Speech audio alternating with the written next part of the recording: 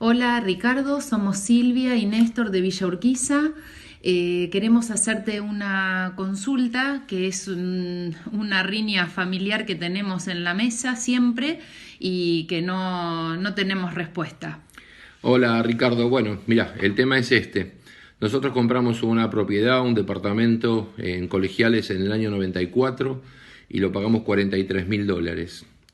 Ya pasaron algunos años, estamos en el 2020 y el departamento no solo aumentó su precio en dólares, sino que además nosotros para conseguir esos dólares necesitamos poner más pesos todavía. Entonces la pregunta es esa, ¿por qué una propiedad aumenta en dólares y aparte el dólar aumenta con lo que consiguientemente nosotros tenemos que hacer, que es conseguir más pesos para comprar esos dólares? Porque la duda está siempre, no sé, por ejemplo, cuando vamos vamos a Estados Unidos, sabemos que siempre las cosas valen lo mismo. Pasás 5 o 6 años y siempre las cosas tienen el mismo valor. Bueno, nada, te mandamos un abrazo. Gracias. Chao. Silvia y Néstor, ha sido muy interesante la pregunta porque permite una reflexión sobre varios tópicos. Primero, el dólar tiene una inflación implícita, una inflación que es aproximadamente 2% anual. Cuando uno suma 26 años, eso genera acumulativamente, eh, si ustedes suman 2% todos los años, genera digamos, a lo largo de 26 años, una inflación probablemente de más del 60, 70%. Es 1,02 elevado a la 26. Da un número importante, se hacen en una máquina de calcular o en la computadora el número. Eh, yo diría prácticamente en 30 años debe estar cerca de duplicar el valor, la inflación del dólar. O sea, el dólar se deprecia, no es una moneda estable, se deprecia mucho menos que el nuestro, pero al 2% anual. En segundo lugar, las propiedades en el mundo en general han tenido una suba aún mayor que la inflación general. ¿Por qué razón? Las tasas de interés reales, o sea, pues digamos, retirándole la inflación, eran más altas en la década del 90 que lo que fueron 25 años después. Como las propiedades son un bien de capital, su valor depende mucho de la tasa de interés. A tasas reales bajas, las propiedades suben; a tasas reales altas, las propiedades bajan. Entonces, la segunda explicación, esto es a nivel mundial de las propiedades, la inflación en dólares fue relativamente alta, casi se ha duplicado el nivel de general de precios respecto al 94, y en segundo lugar, por la baja de la tasa de interés real en el mundo, las propiedades han subido todavía más que el nivel general. En el caso de Argentina, hay un tercer factor, que es cuál es la confianza en nuestro país respecto a situaciones anteriores, por ejemplo, en un periodo de mucha desconfianza, de mucha duda sobre nuestro futuro. En general las propiedades en dólares bajan; en épocas de confianza, cuando se ve un horizonte más favorable, las propiedades suben. En general, cuando las commodities suben, los argentinos son más ricos y, entre otras cosas, compran más propiedades. Cuando las commodities bajan, los precios de las propiedades bajan. O no es un mercado sencillo de explicar. Yo diría, hay barrios en los cuales las propiedades han mejorado de precio, hay barrios que no. Yo, por ejemplo, tengo en eso alguna experiencia a lo largo de mis 68 años de vida.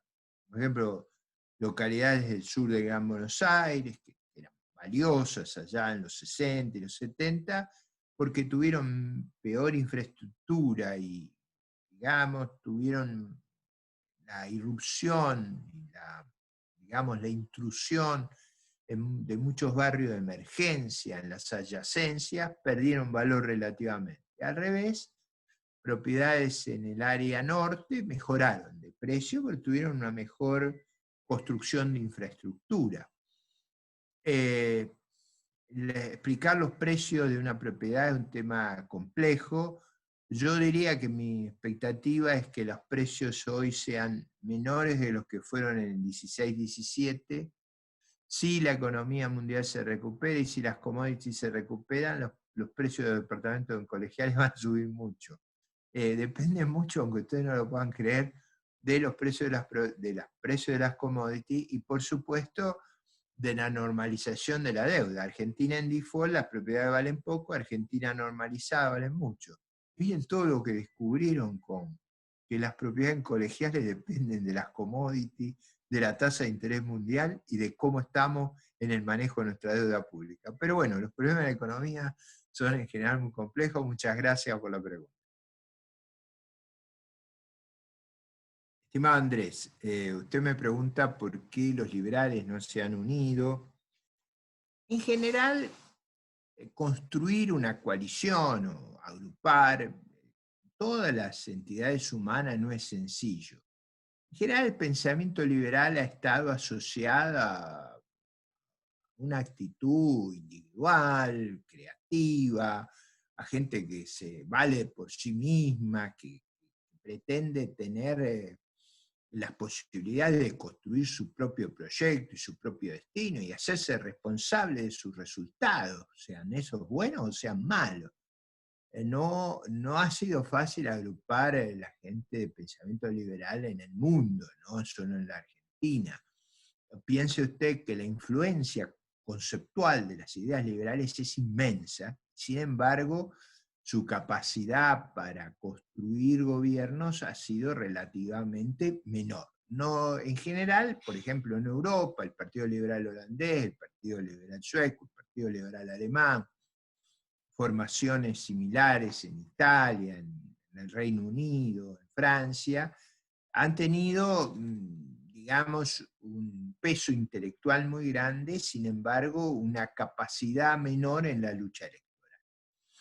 En parte en Alemania han tenido una enorme influencia el Partido Liberal Alemán como integrante de coaliciones, donde en general ha prestado un gran peso intelectual a la constitución del programa de gobierno, aunque su capacidad electoral ha sido menor. Yo le diría, es una intuición de un viejo liberal, que tenemos una tendencia a la argumentación racional muy desarrollada, una gran confianza en el plexo de ideas y de propuestas, y la política tiene mucho de emocional. Entonces, esa carga de fuerte racionalidad y de fuerte propuesta y de argumentos muy elaborados son atractivos en las discusiones académicas, de gabinete, son más difíciles de transmitir emotivamente.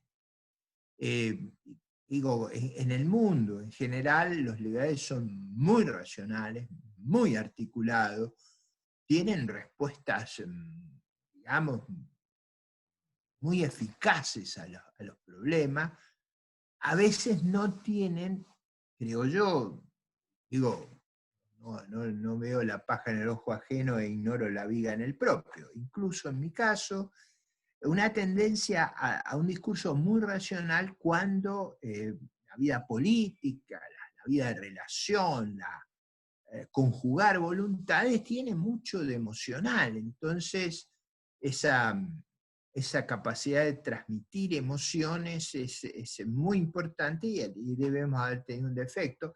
Yo de cualquier manera espero que por muchas razones las fuerzas liberales y afines a las ideas liberales se puedan cohesionar en Argentina, primero porque estamos en una situación muy compleja, somos un factor necesario en una gran coalición republicana. Yo creo que el país necesita un gobierno con los liberales, pero no de los liberales, es decir, un gobierno que parta de la idea que vamos a ser los dueños de la pelota y le vamos a imponer al resto hasta el último detalle de nuestras reflexiones.